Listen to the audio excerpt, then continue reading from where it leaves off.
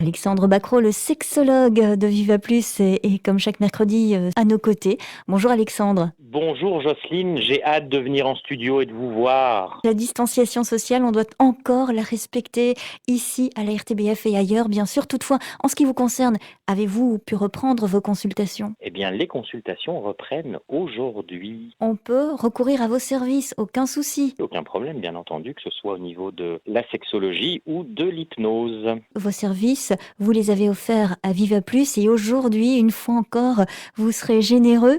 On va évoquer un sujet assez difficile, l'infidélité. Voilà, tiens, une très bonne chose, enfin une très bonne chose. Je parle du sujet, bien entendu. C'est vrai, on pourrait se poser la question, qu'est-ce que l'infidélité? Qu'est-ce que la fidélité? Donc on opposerait l'infidélité à la fidélité pour avoir cette définition? Oui, c'est-à-dire qu'on peut parler de l'un, on peut parler de l'autre. C'est toujours intéressant de poser au couple la question de savoir pourquoi ils sont fidèles. C'est beaucoup plus intéressant que de savoir pourquoi ils seraient infidèles. Est-ce qu'il est Mais vrai qu'on va consulter un sexologue pour évoquer cette fidélité ou cette infidélité? on peut consulter parfois pour prendre des informations, mais de manière générale aussi, quand on va consulter le sexologue, il a besoin de vous poser pas mal de questions, et notamment, parce que ça peut jouer un rôle très important évidemment quand on va travailler le couple notamment, ou parfois au niveau de problèmes sexuels personnels, c'est important pour nous de savoir, tiens, est-ce qu'il y a notamment une vie parallèle, est-ce qu'il y a quelqu'un d'autre dans le couple? Les clients, les patients se confient aisément? Oui, alors évidemment, je crois que c'est important aussi de développer la relation de confiance avec les patients. Oui, et c'est important de pouvoir jouer franc jeu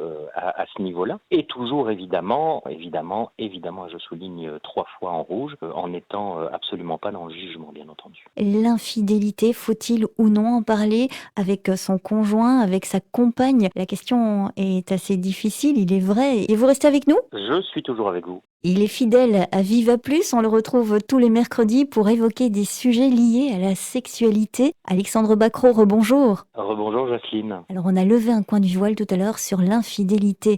L'infidélité, c'est un sujet qu'on aborde dans votre cabinet. Oui, tout à fait. Alors, l'aborder dans le couple, c'est un sujet évidemment qui est délicat. Je crois qu'il est important de se poser la question, en fait, qu'est-ce que l'infidélité? En fait, chacun d'entre nous avons plus ou moins des définitions qui, je pense, en bout de ligne, nous arrangent un petit peu. Mais j'aime bien de retenir une définition qui avait été donnée par Armand Lequeux, qui est sexologue et gynécologue, qui disait que peut-être l'infidélité, c'était le fait de ne plus donner la priorité à l'autre. Et moi, j'aime bien cette définition-là, parce qu'on peut parler, quand on parle d'infidélité, d'une infidélité au-dessus ou en dessous de la ceinture. C'est-à-dire que ça peut être l'infidélité, non pas physique, mais en pensée uniquement? C'est pas vraiment ça, c'est vraiment le fait que à votre partenaire, vous ne donnez plus la priorité. Il n'est plus la priorité pour vous. Est-ce que ça, déjà, quelque part, c'est pas une forme d'infidélité? Alors, quand on parle de l'infidélité en pensée, voilà, ça c'est un peu difficile parce que, par exemple, en tant que sexologue, je vais encourager les personnes à utiliser l'imaginaire érotique,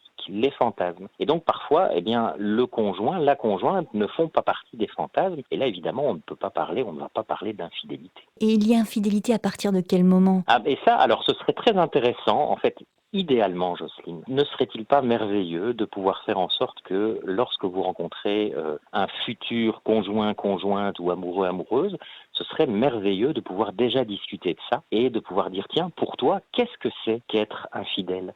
Parce que pour certaines personnes, et j'en ai déjà entendu dans mon cabinet, le simple fait que monsieur aille sur des sites pornographiques, c'est considéré comme de l'infidélité. Le simple fait, j'embrasse quelqu'un, est-ce que c'est infidèle? Est-ce que c'est pas infidèle? Le fait de penser à quelqu'un, est-ce que c'est infidèle, pas infidèle? Vous savez, il y a une histoire qui se raconte entre sexologues où un monsieur estimait qu'il n'avait pas été infidèle avec son épouse parce qu'il avait mis un préservatif et que dès lors, les corps ne se touchaient pas vraiment. L'infidélité peut avoir une signification différente, que ce soit dans le chef de la dame ou du monsieur? Tout à fait, parce qu'encore une fois, c'est aussi une notion qui peut être très personnelle, puis c'est aussi une notion qui est influencée par notre société. De manière générale, alors je fais vraiment une grande généralité, mais encore une fois, c'est ce qu'on peut observer, hein, c'est qu'une femme va va plus facilement, je dis bien plus facilement, je n'ai pas dit qu'elle allait spécialement accepter, mais va plus facilement accepter le fait que son homme est allé voir ailleurs et a eu un rapport sexuel si il n'y a pas eu d'implication sentimentale ou émotionnelle. Alors que pour un homme, le simple fait d'avoir eu un rapport sexuel avec quelqu'un d'autre, là c'est moins accepté que, à la limite, madame a un rapport sexuel avec monsieur tout en pensant au voisin. Pour l'homme, voilà, ça c'est plus acceptable. Alors Alexandre, mais c'est mon avis, je pense qu'avant d'être infidèle, il faut tourner cette fois sa langue dans sa bouche, savoir ce à quoi ça peut mener.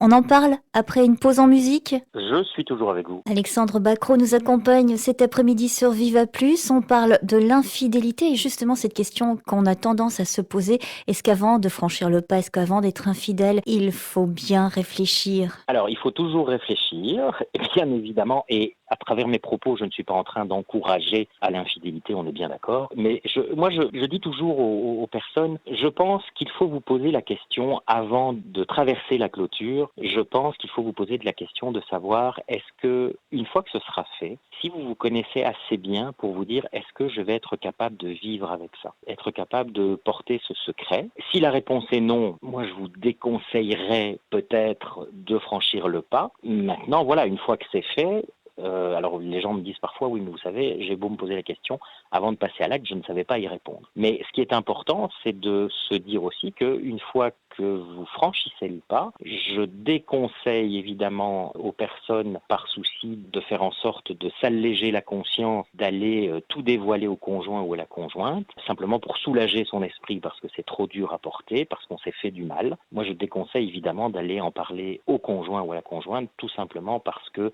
vous allez faire du mal à l'autre de toute façon. Ce qui ne se dit pas ne se sait pas, et plus important encore, vous ne savez jamais comment l'autre personne va réagir. Ça peut être lourd de conséquences. Ça peut être très très lourd de conséquences, bien évidemment. Donc toujours se poser la question, à travers ce que je vais dire, est-ce que l'autre est apte à l'entendre et comment va-t-il réagir? Ok, il y a beaucoup de choses à dire à propos de l'infidélité. Là, on a levé une partie du voile. Évidemment qu'on peut en reparler un de ces quatre sur Viva Plus. Et on pourra en discuter aussi encore, Jocelyne, avec vous, peut-être la semaine prochaine ou après. Et j'ai bien hâte de vous revoir. À la semaine prochaine, peut-être toujours par téléphone à mon avis. Et oui, sans doute.